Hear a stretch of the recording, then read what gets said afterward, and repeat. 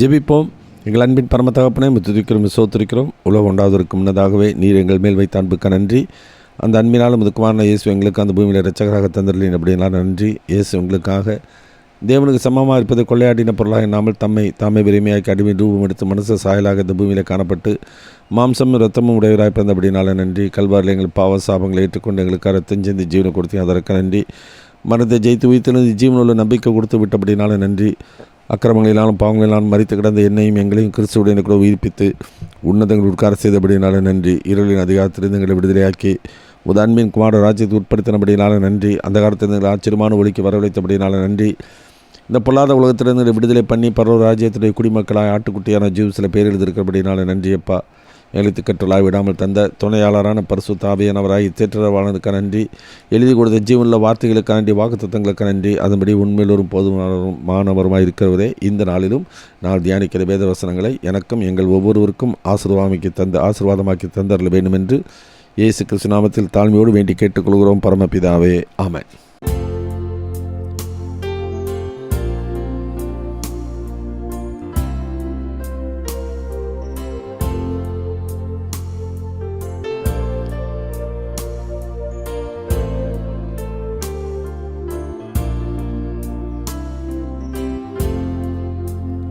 உம்மை பாடாத நாவும் கேளாத செவியும் மகிமை இழந்ததே.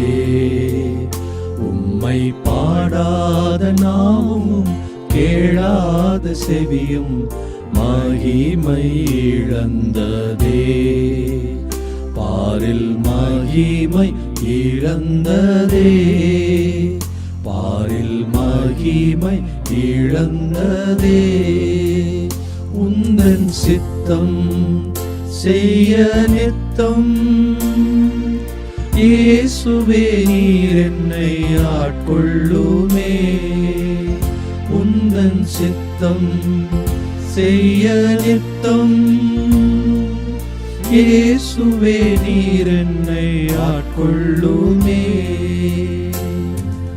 பாவம் என் வாழ்வை ஆட்கொண்டதாலே பரிசுத்தம் இழந்தேனே.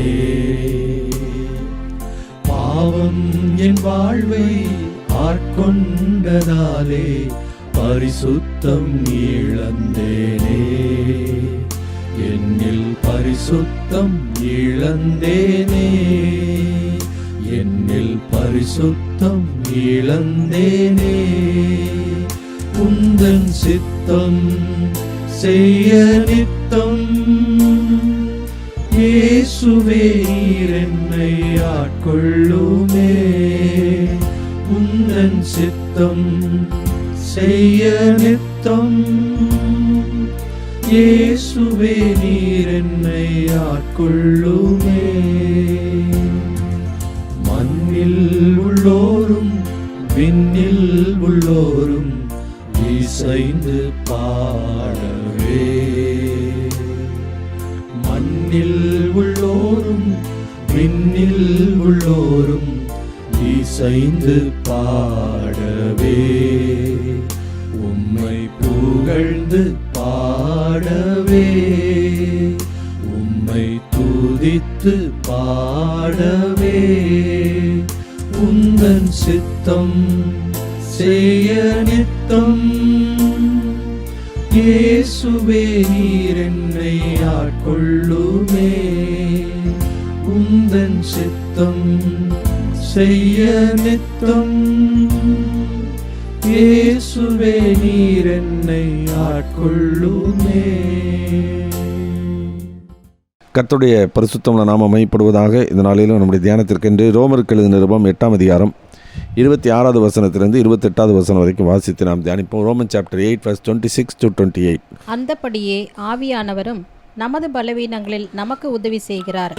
நாம் ஏற்றபடி வேண்டிக் கொள்ள வேண்டியது இன்னதென்று அறியாமல் இருக்கிறபடியால் ஆவியானவர் தாமே வாக்கு கடங்காத பெருமூச்சுகளோடு நமக்காக வேண்டுதல் செய்கிறார். ஆவியானவர் தேவனுடைய சித்தத்தின்படியே பரிசுத்தவான்களுக்கு வேண்டுதல் செய்கிறபடியால் இருதயங்களை ஆராய்ந்து பார்க்கிறவர் ஆவியின் சிந்தை இன்னதென்று அறிவார். அன்றியும் அவருடைய தீர்மானத்தின்படி அழைக்கப்பட்டவர்களாய் தேவனிடத்தில் அன்பு கூறுகிறவர்களுக்கு சகலமும் நன்மைக்கு ஏதுவாக நடக்கிறதென்று அறிந்திருக்கிறோம். கர்த்தருக்கு மகிமை உண்டாகட்டும். டெலிவரன்ஸ் ஃப்ரம் அவர் வீக்னஸ், நம்முடைய பலவீனத்திலிருந்து விடுதலை கொடுக்கிற ஆவியானவர். நாம் இந்த ரோமர் 8ஆம் அதிகாரத்தில் நான் வாசிக்கும் பொழுது, இந்த உலகத்தில் நான் வாழ்கிற வரைக்கும் ஒரு விடுதலையின் வாழ்க்கையை தான் ஆண்டவர் விரும்புகிறார். இப்பொழுது நீங்கள் பாவத்திலிருந்து விடுதலையாக்கப்பட்டு தேவனுக்கு அடிமைகளானபடினாலே பரிசுத்தமாகுதல் உங்களுக்கு கிடைக்க பலன் முடிவோ நித்திய ஜீவன் என்று சொல்கிறபடியே இந்த உலகத்தில் நான் வாழ்கிற வரைக்கும் ரட்சிக்கப்பட்ட நம்முடைய வாழ்க்கையில் புதிய ஆவி, புதிய இதயத்தை நம்ம கொடுத்துருக்கிறார், புதிய நீதியை கொடுத்துருக்கிறார், தேவ நீதியை கொடுத்துருக்கிறார், பரிசுத்தத்தை கொடுத்துருக்கிறார், புதிய நம்முடைய உள்ளத்தில் அந்த பரிசுத்த ஆவியை தந்திருக்கிறார். இதெல்லாம் நம்முடைய வாழ்க்கையில் கொடுத்துருந்து இந்த உலகத்தில் நான் வாழ்கிறது இம்மைக்காக அல்ல, மறுமைக்காக, நித்தியத்துக்காக.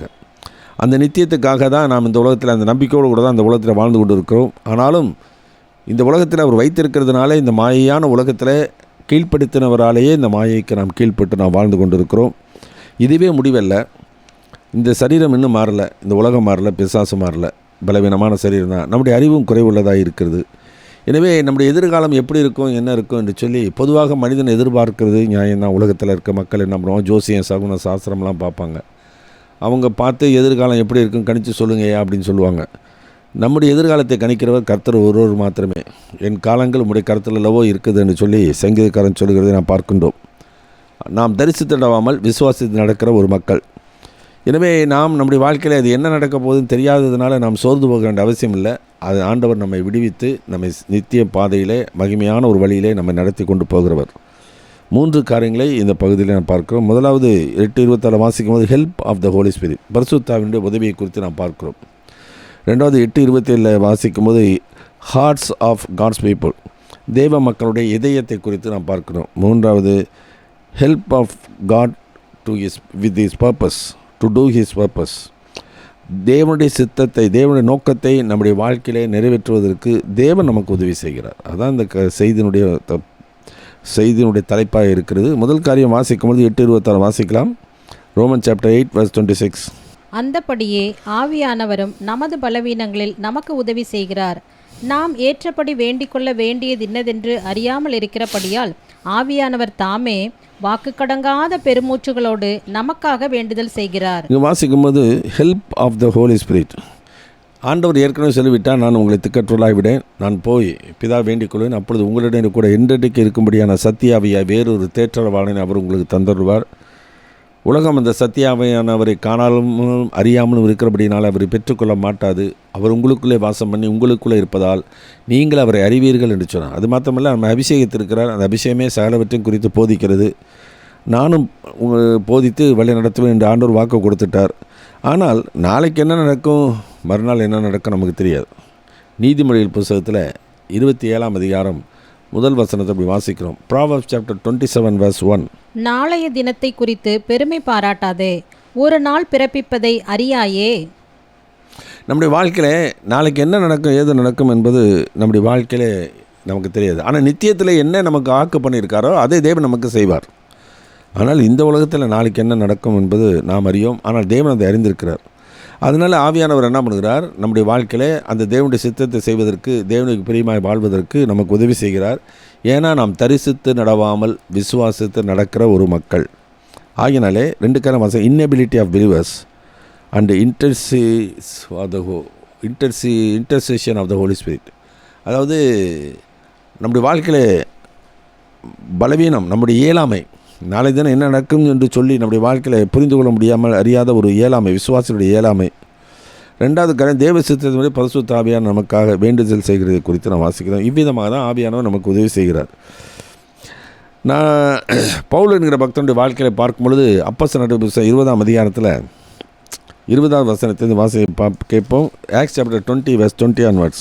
பிரயோஜனமானவைகளில் ஒன்றையும் நான் உங்களுக்கு மறைத்து வைக்காமல் வெளியரங்கமாக வீடுகள் தோறும் உங்களுக்கு பிரசங்கித்து உபதேசம் பண்ணி தேவனிடத்திற்கு மனம் திரும்புவதை குறித்தும் நம்முடைய கர்த்தராகிய இயேசு கிறிஸ்துவை விசுவாசிப்பதை குறித்தும் நான் யூதருக்கும் கிரேக்கருக்கும் சாட்சியாக அறிவித்தேன்.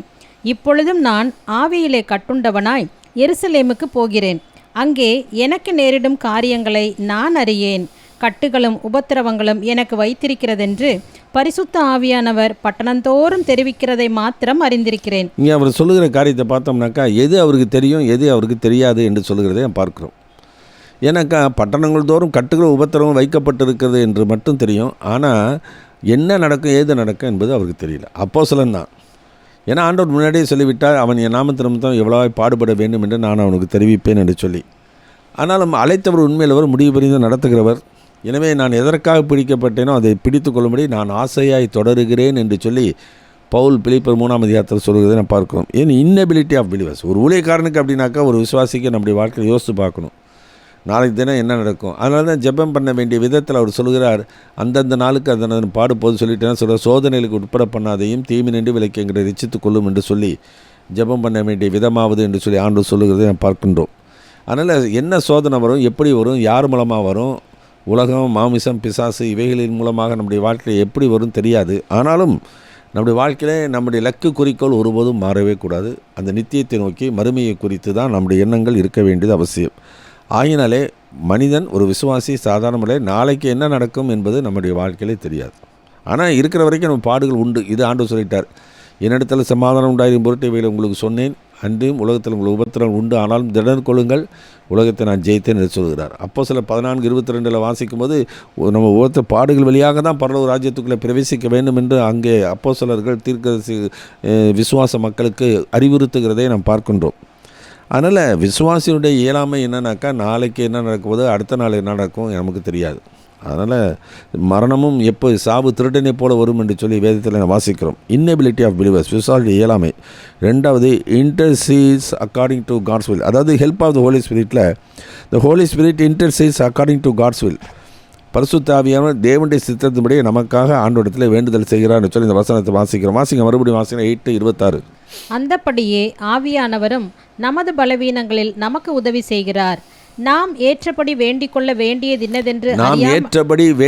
வேண்டியது இன்னதென்று அறியாமல் இருக்கிறபடியால் நாம் அறியாமல் இருக்கிறபடியினாலே ஆவியானவர் தாமே வாக்கு கடங்காத பெருமூச்சுகளோடு நமக்காக வேண்டுதல் செய்கிறார். வாக்கு கடங்காத பெருமூச்சுகளோடு கூட என்று சொல்லும் பொழுது ஏதாச்சும் ஒரு ஜெப குறிப்புன்னு ஒன்று வந்தாக்கா அந்த ஜெப குறிப்பை மையமாக வைத்து நம்ம ஜெபிக்கலாம். ஒரு இடத்தை குறித்தோ ஒரு நபரை குறித்தோ அல்லது ஒரு ஊழியங்களை குறித்தோ நாம் ஜெபிக்கும் பொழுது அந்த ஜெபக்குறிப்பை மையமாக வைத்து அந்த காரியத்திற்காக நான் ஜெபிக்கலாம். என்ன நடக்குன்னே தெரியாதப்ப எப்படி ஜெபக்குறிப்பை வச்சு ஜெபிக்கிறது? அதனால் வெறும் பெருமூச்சு தான் நம்முடைய வாழ்க்கையில் வருகிறது. அது பெருமூச்சுகளோடு கூட என்று சொல்லப்படுகிற வார்த்தை தான் மிக மிக முக்கியம். அந்த பெருமூச்சுகளோடு கூட ஆவியானவர் நமக்கு உதவி செய்கிறார். இப்போ வார்த்தை ஜெபிக்கும் பொழுது அந்த வார்த்தைகளை சொல்லி நாம் ஜெபிக்கிறோம். அது தேவனுடைய சித்தம் நமக்கு தெரிஞ்சு நாம் ஜெபிக்கிறோம். அப்படி சித்தத்தின்படி அதை கேட்டாலும் அவர் நமக்கு செவி கொடுக்கிறார் என்பதை அவரை குறித்து நாம் கொண்டிருக்கிற தைரியம். ஆனால் நாளை தினத்தில் என்ன நடக்க போகுது, ஆண்டோடைய சித்தம் என்ன என்பது நாம் தெரியாமல் இருக்கும் பொழுது வார்த்தைகள் வருகிறதில்ல, பெருமூச்சு தான் நம்முடைய வாழ்க்கையில் வருகிறது. அந்த பெருமூச்சுகளோடு கூட உதவி செய்கிறார் என்று சொன்னால் அது என்ன அர்த்தம்னாக்கா, லூக்கா எழுதின சுவிசேஷம் 10ஆம் அதிகாரம் 39வது வசனத்திலிருந்து வாசிக்க நாம் கேட்போம். Look chapter 10:39 onwards. அவளுக்கு மரியாள் எனப்பட்ட ஒரு சகோதரி இருந்தாள். அவள் இயேசுவின் பாதத்தருகே உட்கார்ந்து அவருடைய வசனத்தை கேட்டுக்கொண்டிருந்தாள். மார்த்தாளோ பற்பல வேலைகளை செய்வதில் மிகவும் வருத்தமடைந்து அவரிடத்தில் வந்து, ஆண்டவரே, நான் தனியே வேலை செய்யும்படி என் சகோதரி என்னை விட்டு வந்திருக்கிறதை குறித்து உமக்கு கவலை இல்லையா? எனக்கு உதவி செய்யும்படி அவளுக்கு சொல்லும் என்றாள். இந்த இடத்துல அவள் சொல்லுகிறது காரியம் என்னன்னா, அவள் எனக்கு உதவி செய்யும்படிக்கு அவளுக்கு சொல்லும் என்றாள். ஏன்னா பற்பல வேலைகளிலே அவள் ஈடுபட்டு கொண்டிருக்கிறாள். அந்த மார்த்தாள் பற்பல வேலைகள் இருக்கும்போது ஒரு காரியத்தை செய்யும்போது இன்னொரு காரியம் செய்ய முடியாமல் இருக்குது. சமையல் செய்கிறவங்களுக்கு அது தெரியும், விருந்துக்கு வரவங்களுக்கு செய்ய வேண்டியிருக்கு. அப்போ ஒரு காரியமாக இருந்தாலும் பற்பல காரியங்களை செய்யும் பொழுது ஒன்று விட்டு ஒன்று மிஸ் ஆகிரும், தவற விட்டுருவோம். அதனால் அதுக்கு உதவி செய்யும்படி நீ மரியாள்கிட்ட சொல்லுங்கள் அப்படின்னு சொல்கிறார். அந்த உதவி செய்யும்படி என்று சொல்லப்படுகிற அந்த மூலப்பதம் தான் இந்த இடத்திலும் ஆவியானவர் நமக்கு எழுதி கொடுத்துருக்கிறார். நாளைக்கு என்ன நடக்க போகுது எனக்கு தெரியல, ஆனால் நான் ஆண்டவர் சித்தத்தை செய்ய வேண்டும் என்று சொல்லி நான் தீர்மானமாக இருக்கின்றேன். இதை என்னை குறித்த ஆண்டவருடைய சித்தம் ஆவியானவர் தெரிந்தபடினால என்ன பண்ணுகிறார், எனக்காக ஆண்டவருடைய சமூகத்தில் பரிந்து பேசுகிறார். இப்போ பரிசுத்த ஆவியானவர் நமக்குள்ளே வாசம் பண்ணி நமக்காக உதவி செய்கிறார் ஜெபத்திலே. ரோமருக்கு நிருபம் 8ஆம் அதிகாரம் 34வது வசனத்தில் வாசிக்கிறோம். Roman chapter 8:34. ஆக்கினைக்குள்ளாக தீர்க்கிறவன் யார்? கிறிஸ்துவே மரித்தவர், அவரே எழுந்தும் இருக்கிறவர், அவரே தேவனுடைய வலது பாரிசத்திலும் இருக்கிறவர், நமக்காக வேண்டுதல் செய்கிறவரும் அவரே. எனவே இயேசு கிறிஸ்து தேவனுடைய வலது பாரிசத்தில் இருந்து கொண்டு நமக்காக பரிந்து பேசி கொண்டிருக்கிறார். ஆவியானவர் நமக்குள்ளே இருந்து நமக்காக பரிந்து பேசி ஜெபிக்கிறதை நாம் பார்க்கிறோம். எனவே இந்த விசுவாசம் நமக்குள்ளே இருக்கணும், இந்த அறிவு நமக்குள்ளே இருக்க வேண்டியது அவசியம். பவுல் வாழ்க்கையில் சொல்கிறது போல கட்டுகளும் உபத்திரங்களும் பட்டணங்களும் வைக்கப்பட்டிருக்கிறது மாத்திரம் அவருக்கு தெரியும். ஆனால் என்ன நடக்கும், ஏது நடக்கும், எப்படி நடக்கும் என்பது தெரியல என்ற அதே விதமாக நம்முடைய வாழ்க்கையில் என்ன சம்பவிக்கும், என்ன விதமாக சம்பவிக்கும் என்பது நமக்கு தெரியாது. ஆனாலும் ஆவியானவர் நமக்குள்ளே இருந்து அதை தெரிந்த ஆவியானவர், அதை குறித்து அறிந்திருக்கிற ஆவியானவர் நமக்காக ஆண்டவர் சமூகத்தில் பரிந்து பேசுகிறதை பார்க்கிறோம். அந்த பெருமூச்சுகள் என்று சொல்லும்போது வார்த்தைகளோடு கூட வருகிற பெருமூச்சு, அந்த பெருமூச்சு விட்ட இடத்துல நான் அவர் தொடர்ந்து ஜெபிக்கிறதை பார்க்கிறோம். ஒரு காரியத்தை செய்து கொண்டிருக்கிறார்கள், அதை முடிப்பதற்கு முன்னதாக அது ஆவியானவர் அந்த இடத்துல அதை எடுத்து அதை முடிக்கிறார். அதுபோல் ஒரு காரியத்தை துவக்கத்தை பார்க்க முடிவு நல்லது என்பது போல நல்ல விதமாக முடிப்பதற்கு ஆவியானவர் நமக்கு உதவி செய்கிறார். அதான் ஹெல்ப் ஆஃப் த ஹோலி ஸ்பிரிட். 2வது காரியம் 8:27 ரோமன் சாப்டர் 8:27. ஆவியானவர் தேவனுடைய சித்தத்தின்படியே பரிசுத்தவான்களுக்காக வேண்டுதல் செய்கிறபடியால் இருதயங்களை ஆராய்ந்து பார்க்கிறவர் ஆவியின் சிந்தை இன்னதென்று அறிவார். 2வது காரியம் வாசிக்கும் பொழுது ஹார்ட்ஸ் ஆஃப் காட்ஸ் பீப்புள், தேவ மக்களுடைய இதயத்தை குறித்து ஆண்டவர் அறிந்திருக்கிறார். 2 காரியம் வாசிக்கிறோம். ஹோலி ஸ்பிரிட் நோஸ் அவர் இன்டென்ஷன், நம்முடைய குறிக்கோள் இன்னது என்பதை ஆவியானவர் அறிந்திருக்கிறார். 2வது ஹோலி ஸ்பிரிட் நோஸ் காட்ஸ் வில், நம்மை குறித்து தேவனுடைய சித்தம் என்னது என்பதையும் ஆவியானவர் அறிந்திருக்கிறார். முதல்ல நம்ம பார்த்தது என்ன செய்கிறார் என்பதை குறித்து நாம் பார்க்கிறோம். உதவி செய்கிறார். 2வது காரியம் வாசிக்கிறோம், எப்படி அதை செய்கிறார் என்பதை குறித்து நாம் பார்க்கின்றோம். இப்போ நாளை தினத்தில் நடக்க போகிறது எனக்கு தெரியல அப்படின்னு சொன்ன பவுல் சொன்னுகிற காரியங்களை மறுபடியும் வாசிக்க கேட்போம். அப்போஸ்தலர் 20ஆம் அதிகாரத்தில் 22-24 வரைக்கும் வாசிப்போம்.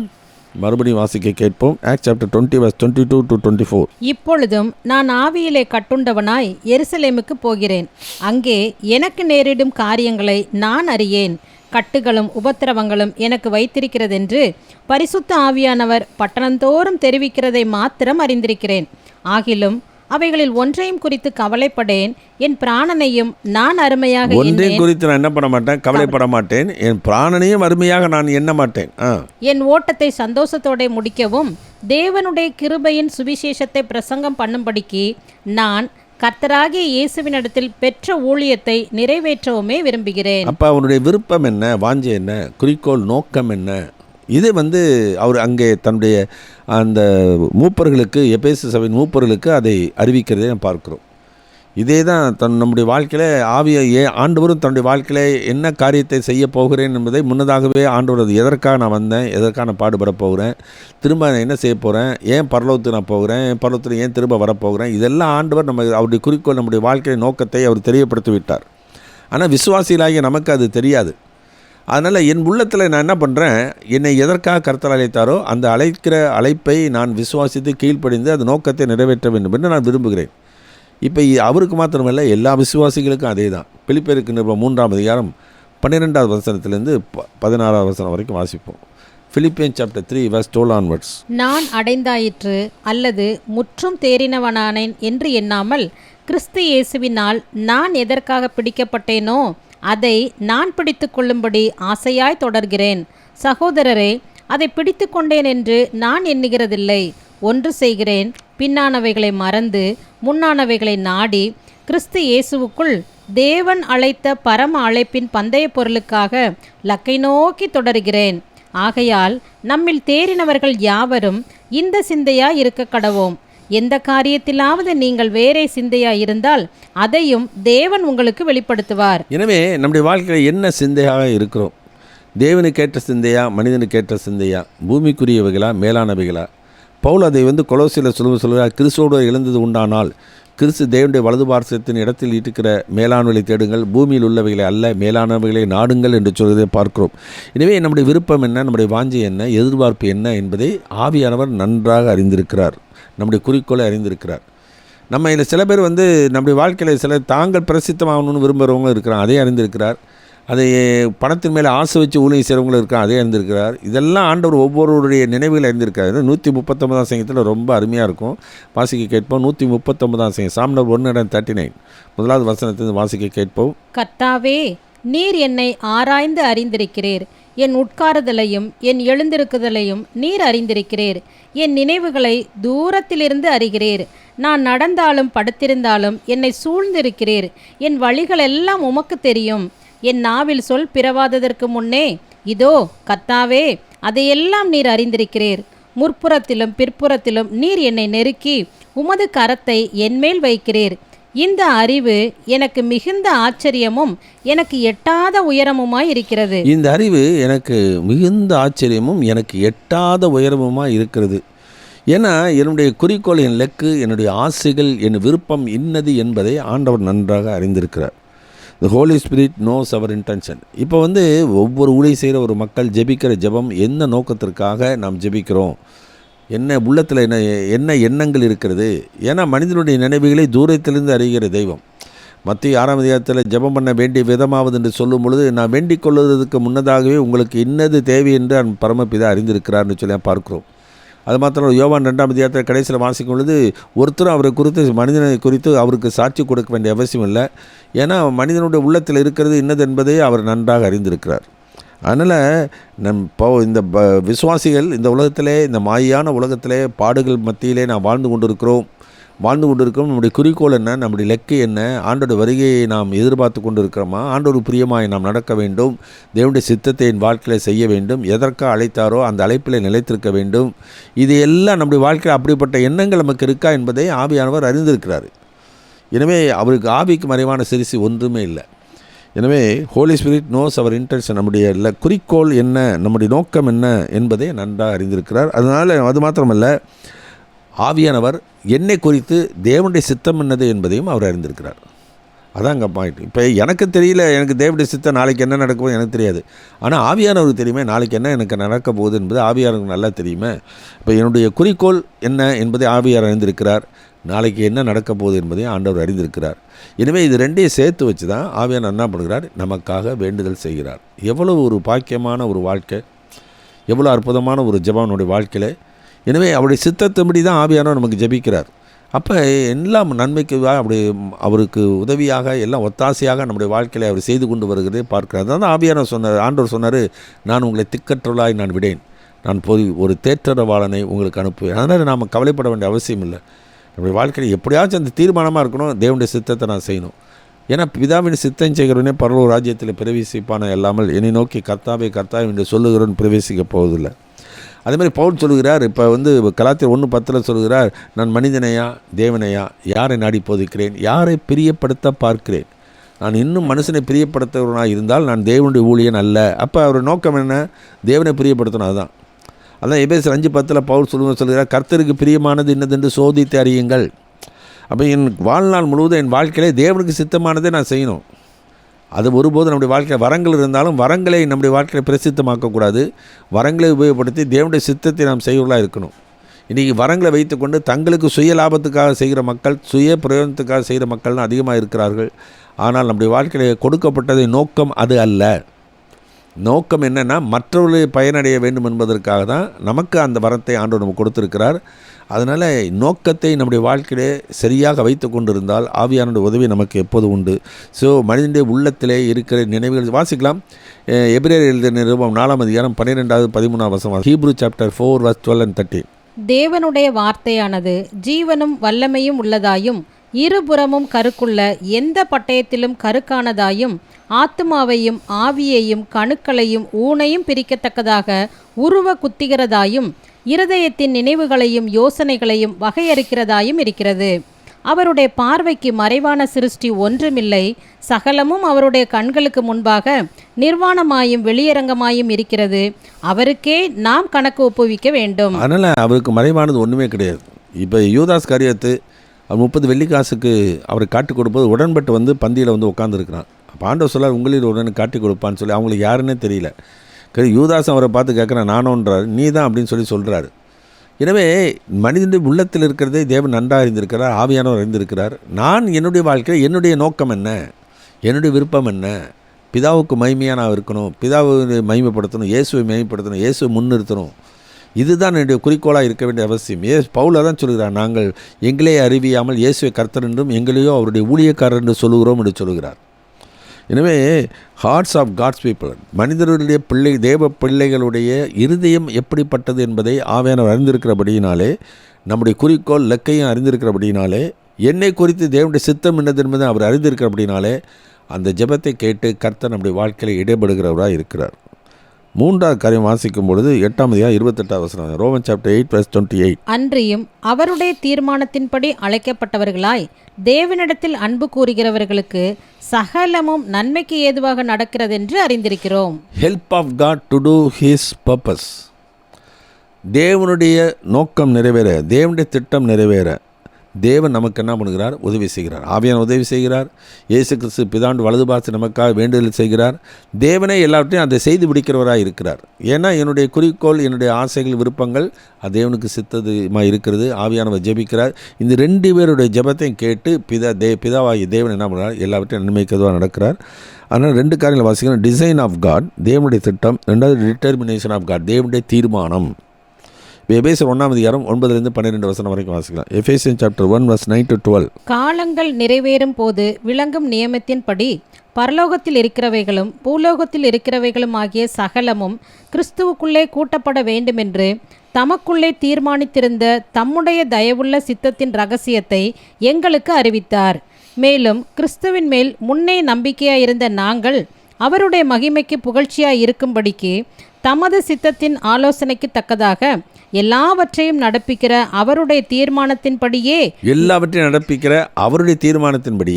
நாங்கள் முன்குறிக்கப்பட்டு கிறிஸ்துவுக்குள் அவருடைய சுதந்திரமாகும்படி தெரிந்து கொள்ளப்பட்டோம். அப்போ ஒவ்வொரு அவயமும் என்ன நோக்கத்திற்காக சரீரத்திலே ஒவ்வொரு அவயத்தை வைத்திருக்கிறார். அப்போ ஒவ்வொரு அவயத்துக்கும் ஒரு செயல்பாடு என்று ஒன்று உண்டு. அதுபோல் சரீரமாய் சபையில் ஒவ்வொரு விசுவாசிக்கும் ஆண்டவர் ஒரு செயல்பாடை வைத்திருக்கிறார். அந்த செயல்பாடு என்னது என்பதை நாம் அறிந்து, அந்த செயல்பாடு வைத்த நோக்கம் என்னவோ அந்த நோக்கம் என்னுடைய வாழ்க்கையில் நிறைவேறணும். அப்போ கண்ணு பார்க்குறதுனாக்கா அது நோக்கம் பார்க்குறதுக்காக பார்வையை கொடுத்துருக்காரு, கேட்பதற்காக காதை கொடுத்துருக்கிறாரு, செவியை கொடுத்துருக்கிறாரு. அந்த மாதிரி ஒவ்வொரு அவயமும் ஒரு நோக்கத்தோடு கூட ஆண்டவர் அதை அமைத்து வைத்திருக்கிறார். அதுபோல் ஒவ்வொரு விசுவாசிக்கும் தம்முடைய சித்தத்தின்படி அவனவனுக்கு வரங்களை பகிர்ந்து கொடுக்கிறார். அதுவும் அவருடைய சித்தம்தான். நம்முடைய விருப்பத்தின்படி அவர் செயலாற்றுகிறது இல்லை. அப்போ நான் என்ன பண்ணணும்னா அவருடைய சித்தத்தை அறிந்து அதற்கேற்ப நான் செயலாற்ற வேண்டியது அவசியம். அப்படிப்பட்ட ஒரு எண்ணம் எனக்கு இருக்குமானால் அந்த எண்ணத்தை ஆண்டவர் அறிந்திருக்கிறார். எண்ணத்தை ஆண்டவர் அறிந்திருக்கிறது மாத்திரமல்ல, என்னை குறித்து என்ன செய்ய வேண்டும் என்று அவர் தீர்மானித்திருக்கிறாரோ அதை செய்து அவர் முடிக்கிறவராக இருக்கிறார். அப்போ என் வாழ்க்கையிலே நான் தேவன் மேலே அன்பு வைத்திருந்தால், உண்மையான அன்பு இருந்துச்சுனாக்கா உண்மையிலே அந்த நோக்கத்தை நிறைவேற்ற நான் அர்ப்பணிப்பேன். இப்போ யோவான் எழுதின சுவிசேஷம் 14 22 வாசிக்க கேட்போம். John chapter 14:22. ஸ்காரியோத் அல்லாத யூதா என்பவன் அவரை நோக்கி, ஆண்டவரே, நீர் உலகத்துக்கு உம்மை வெளிப்படுத்தாமல் எங்களுக்கு உம்மை வெளிப்படுத்தப் போகிற காரணம் என்ன என்றான். இயேசு அவனுக்கு பிரதியுத்தரமாக, ஒருவன் என்னில் அன்பாயிருந்தால் அவன் என் வசனத்தை கைக்கொள்ளுவான். அவனில் என் பிதா அன்பாயிருப்பார். நாங்கள் அவனிடத்தில் வந்து அவனோடே வாசம் பண்ணுவோம். என்னில் அன்பாயிராதவன் என் வசனங்களை கைக்கொள்ள மாட்டான். நீங்கள் கேட்கிற வசனம் என்னுடையதா இராமல் என்னை அனுப்பின பிதாவினுடையதா இருக்கிறது. அப்போ உண்மையிலே ஒரு தேவனத்தில் அன்பாக இருந்தால் தேவனுடைய வசனத்தை அவன் கைக்கொள்வான், தேவனுடைய சித்தத்தை செய்வான், தேவனுடைய நாம மகிமைப்படும்படி வாழ வேண்டும் என்று அவன் உறுதியான ஒரு தீர்மானத்தோடு கூட இருப்பான்.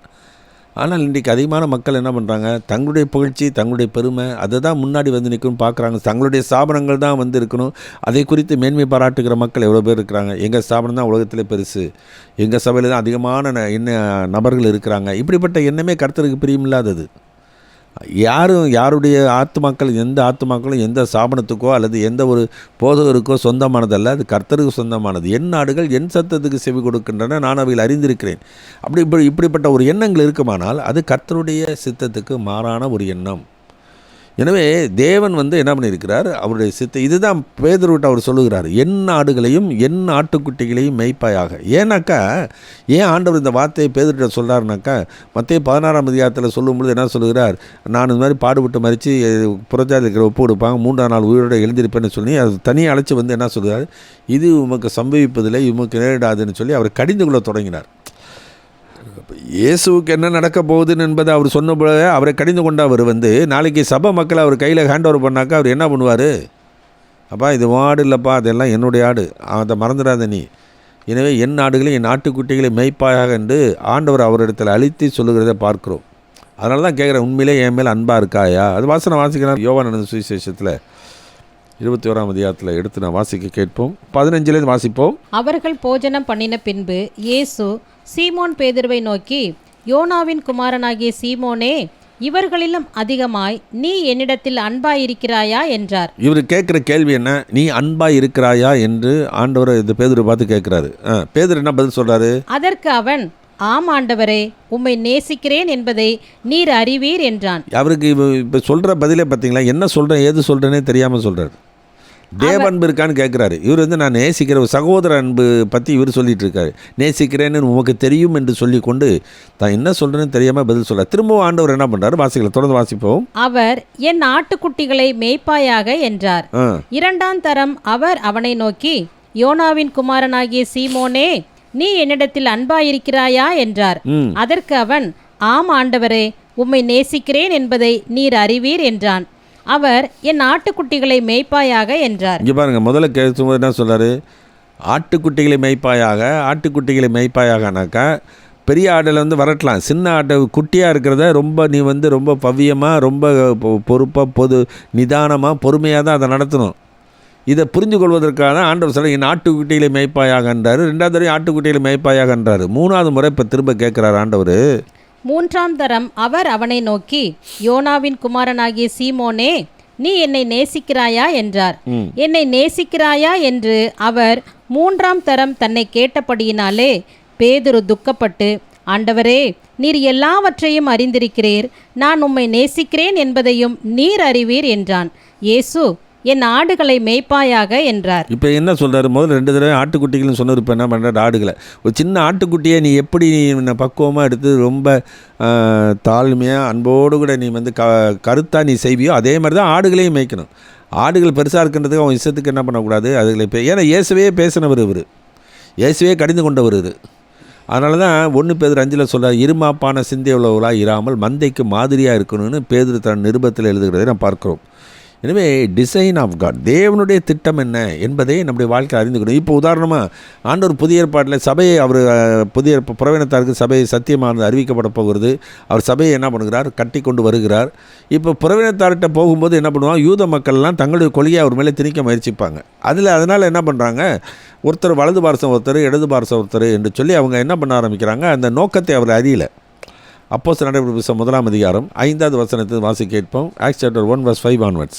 ஆகையால் நீங்கள் எருசலேமை விட்டு போகாமல் என்னிடத்தில் கேள்விப்பட்ட பிதாவின் வாக்குத்தத்தம் நிறைவேற காத்திருங்கள் என்று கட்டளையிட்டார். அப்பொழுது கூடி வந்திருந்தவர்கள் அவரை நோக்கி, ஆண்டவரே, இக்காலத்தில் ராஜ்யத்தை இஸ்ரவேலுக்கு திரும்ப கொடுப்பீர் என்று கேட்டார்கள். அதற்கு அவர் பிதாவானவர் தம்முடைய ஆதீனத்திலே வைத்திருக்கிற காலங்களையும் வேலைகளையும் அறிகிறது உங்களுக்கு அடுத்ததல்ல. பரிசுத்த ஆவி உங்களிடத்தில் வரும்போது நீங்கள் பலனடைந்து எருசலேமிலும் யூதேயா முழுவதிலும் சமாரியாவிலும் பூமியின் கடைசி பரியந்தமும் எனக்கு சாட்சிகளாக இருப்பீர்கள் என்றார். அப்போ ஆண்டவருடைய திட்டம் என்னது என்பதை அவர்களுக்கு சரியாக தெரியல. ஒன்று மட்டும் செய்யுங்க, எனக்கு சாட்சியாக இருங்க, சாட்சி கூறுங்க, அது மட்டும் சொல்லிட்டார். தேவனுடைய திட்டத்தை அவர்களுக்கு வெளிப்படுத்தலை. ஏன்னாக்கா பின்னாடி பவுலை அவர் அழைக்க போகிறார். ஆனால் இந்த யோவான், பேதுரு, அப்புறம் யாக்கோப்பு, இந்த 3 பேரும் ஆண்டவரோடு கூட நெருங்கிய ஒரு உறவில் இருந்தவர்கள். மறுரூப மலையிலையும் சரி, ஆண்டவரை கெத்செமனே தோட்டத்தில் ஜெபிக்கும் பொழுது இந்த 3 பேர் தான் கூடவே இருக்கிறாங்க. ஆனால் இந்த யாக்கோப்பு என்ன பண்ணுறாப்புல, தன் தம்பியை கூட்டிகிட்டு போய், அம்மாவையும் கூட்டிகிட்டு போய், ஆண்டவரே ராஜ்யத்தில் வலது பாரசத்தில் ஒருத்தர், இடது பாரசத்தில் ஒரு வைக்கணும் அப்படின்னு சொல்லி என்ன பண்ணுறாங்க? கேட்குறாங்க. ஆண்டவர் சொல்ல, நீங்கள் கேட்குறது என்னென்னு தெரியாமல் கேட்குறீங்கப்பா. நான் குடிக்கும் பானத்தினையும் குடிப்பீங்களா? நான் பெரும் ஸ்நானத்தினை பெறுவீர்களா? நாங்கள் பெறுவோமே அப்படின்னு என்னமோ எதுக்கு எடுத்தாலும் உடனே பதில் தான் சொல்கிறாங்க. அப்போ ஆண்டவர் சொல்கிறாரு, நீங்கள் குடிப்பீங்கப்பா, நான் பெரும் ஸ்நானத்தை நீங்களும் பெறுவீங்க. ஆனால் என் வலது பாரசத்தில் இடது பாரசத்தில் யார் இருக்குன்னு பிதாவினால் யாருக்கு ஏற்படுத்தப்பட்டிருக்கோ அவர்களுக்கு தான் அது கொடுக்கப்படும் சொல்லி, அது என் காரியம் இல்லைன்னு சொல்லிட்டார். ஆனால் இப்படிப்பட்ட ஒரு எண்ணம், இந்த நோக்கம் சரியில்லை யாக்கோப்புக்கு. ஆகினால பின்னாடி பார்த்தீங்கன்னாக்கா அப்போஸ்தலர் நடவடிக்கைகள் புத்தகத்தில் 12ஆம் அதிகாரத்தில் பேதுரு சிறைச்சாலையில் இருக்கும்போது சபை மக்கள்லாம் ஜெபிக்கிறாங்க. ஜெபிக்கும் பொழுது என்ன பண்ணுறாங்க? ஆண்டவர் தூதனை அனுப்பி பேதுரை விடுதலை ஆக்குகிறார். ஆனால் அதே 12ஆம் அதிகாரத்தில் துவக்கத்தில் 1வது வசனத்தை வாசிக்க வைப்போம். Acts chapter 12 verse 1 onwards. அக்காலத்திலே ஏரோது ராஜா சபையிலே சிலரை துன்பப்படுத்த தொடங்கி யோவானுடைய சகோதரனாகிய யாக்கோப்பை பட்டயத்தினாலே கொலை செய்தான். அது யூதருக்கு பிரியமாய் இருக்கிறதென்று அவன் கண்டு பேதுருவையும் பிடிக்கத் தொடர்ந்தான். யாக்கோபு பட்டயத்தாலே கொலை செய்யப்பட்டான். பேதுரை பிடிக்கிறாப்புல சிறைச்சாலை வைக்கிறாங்க.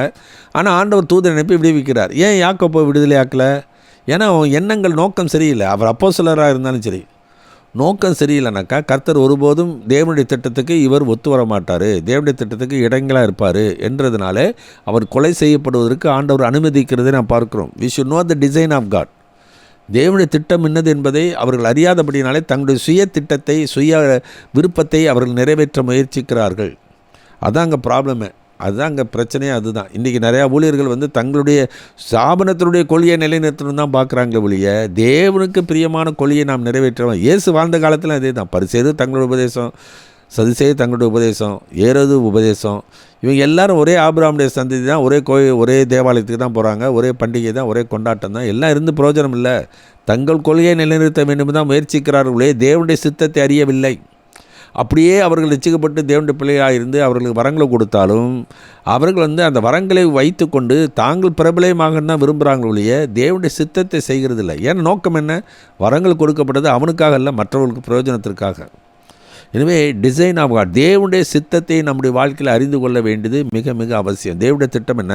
ஏன்னா பவுல் தன்னுடைய வாழ்க்கையில் சொல்லுவார், மக்களுக்காக ஜெபிக்கும்போது அவர் என்ன சொல்கிறார்? அவருடைய சித்தத்தை அறிகிற அறிவினாலே நாம் நிரப்பப்படவும் என்று சொல்லி அவர் சொல்லுகிறதை பார்க்கிறோம். கொலோசியர் நிருபம் 1 அதிகாரம் எடுத்துக்கொள்வோம்.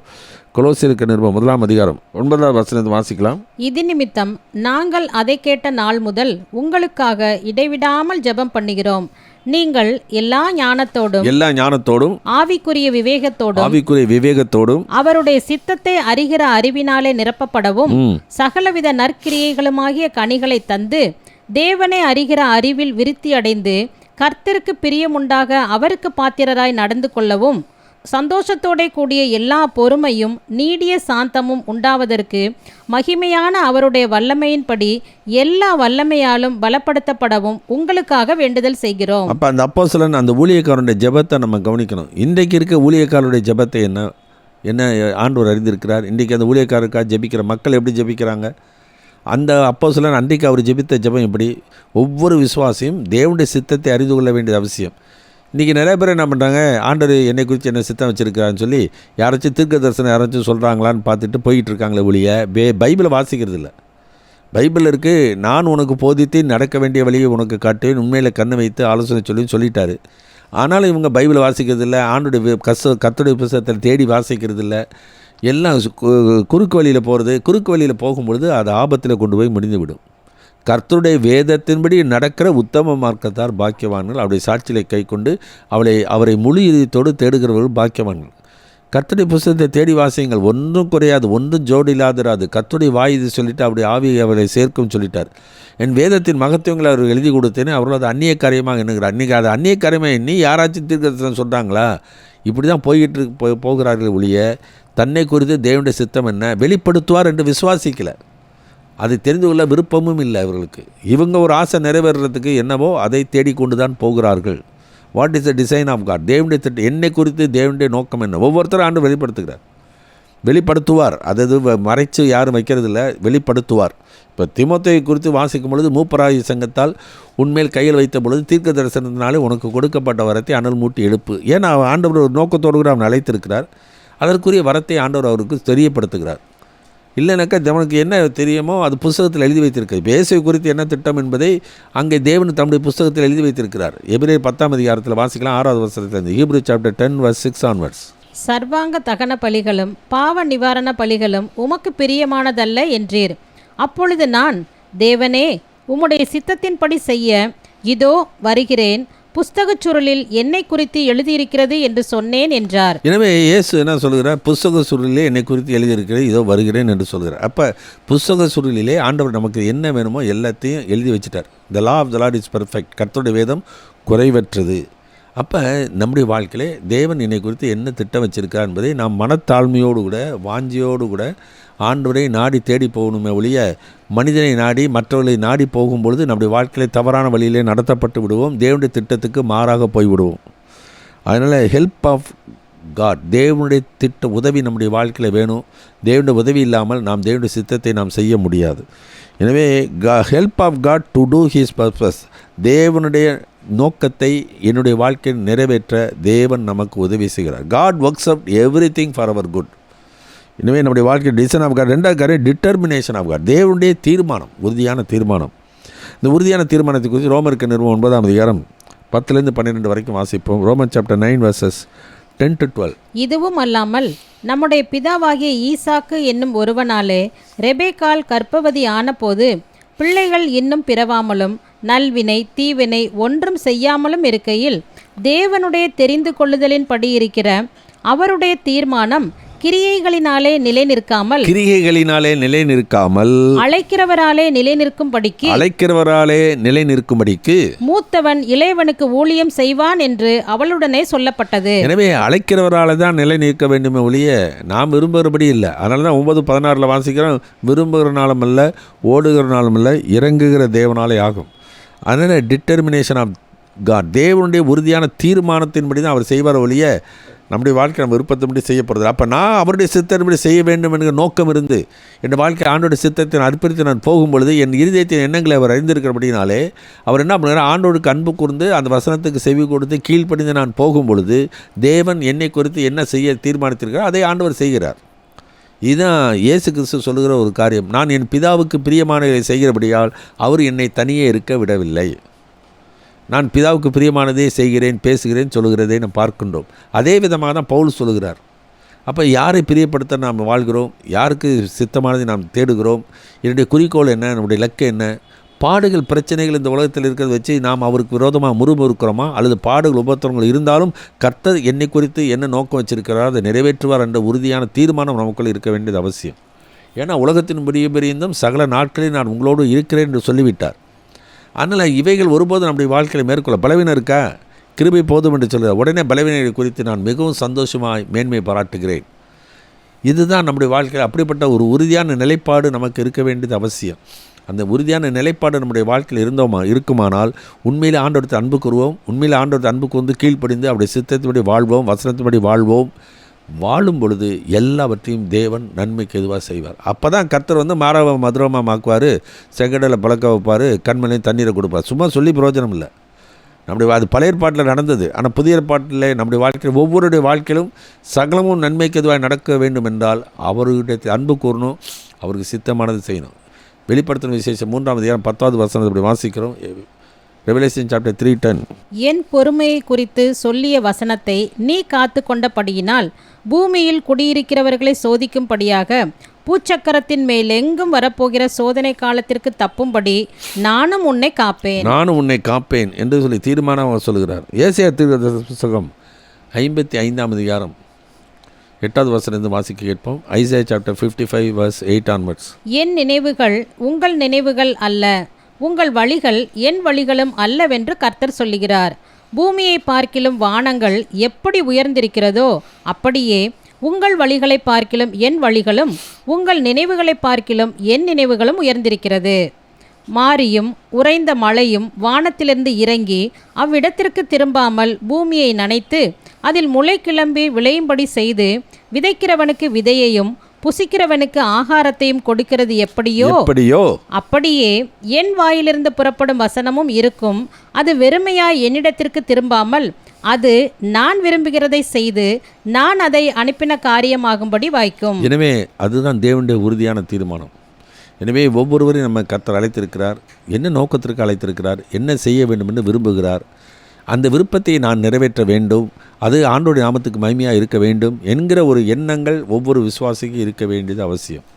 அதை விட்டுட்டு மற்றவரை பார்த்துட்டு அந்த ஊழியரை பார்த்து அதே மாதிரி நான் பிரசித்தமாகணும், இப்படி வரணும் அப்படி வரணும் என்று சொல்லி நம்முடைய வாழ்க்கையில் நாம் விரும்புவோமானால் அது கர்த்தருக்கு பிரியமானது அல்ல. ஏன்னாக்கா நம்முடைய வாழ்க்கையில் பெரிய அற்புதம் செய்கிறதுனால பெரிய ஊழியர் அல்ல. யோவானஸ்நானன் ஒரு அற்புதம் செய்யலை, ஆனால் தீர்க்கதரிசியில் அவன் தான் பெரிய தீர்க்கதரிசி என்று ஆண்டவர் அவனை குறித்து சாட்சி கொடுக்கிறதை நாம் பார்க்கின்றோம். எனவே மனிதனுடைய நினைவுகள் உங்களுடைய நினைவுகள் என்னுடைய நினைவுகள் அல்ல என்று கர்த்தர் சொல்கிறார். எனவே இந்த நாட்களிலே அந்த ரோமர் 8ஆம் அதிகாரத்தில் வாசிக்கும் பொழுது நாம் பயப்படுகிற இனிமேல் அடிமைத்தனத்தின் ஆவியை பெறாமல் அப்பா பிதாவின் கூப்பிடத்தக்க புத்திர சுகாரத்தை ஆவி கொடுத்து விட்டார், நாம் பிள்ளைகளாக இருக்கிறோம், இந்த உலகத்தில் நான் வாழ்கிற வரைக்கும் நமக்கு பாடுகள் உபத்திரங்கள் உண்டு. ஆனால் நமக்கு ஒரு மகிமையான ஒரு வாழ்க்கையை ஆண்டவர் நமக்கு வைத்திருக்கிறார். அந்த புத்திர சுவீகாரத்தை நமக்கு கொடுத்து விட்டார். அது மாத்திரமல்ல, பரலோகத்தில் இருக்கிற எல்லா ஐஸ்வர்யத்துக்கும் நம்ம உரிமையை நமக்கு ஆண்டவர் கொடுத்து விட்டார். எனவே உரிமையை நமக்கு ஆண்டவர் கொடுத்து விட்டபடினால எதெல்லாம் நமக்கு தேவையோ அதெல்லாம் ஆண்டவர் குறைவில்லாமல் நமக்கு தரப்போகிறார். எனவே நம்முடைய நம்பிக்கை இம்மைக்குரியதாக இராமல் நித்தியத்துக்குரியதாக இருக்கணும். தேவனுடைய நாம மகிமைக்குரியதாக இருக்க வேண்டும். அப்படி செய்யும் பொழுது ஆண்டவர் என்ன பண்ணுவார்? நம்மை குறித்து தேவன் என்ன திட்டம் வைத்தாரோ அந்த திட்டத்தை நிறைவேற்றுவதற்கு ஆவியானவர் நமக்காக ஜெபித்து உதவி செய்கிறார். இயேசுவும் தேவனுடைய வலது பாசத்திலிருந்து நமக்காக வேண்டுதல் செய்து உதவி செய்கிறார். தேவன் எல்லாவற்றையும் நன்மைக்கு எதுவாக நடத்துகிறார்.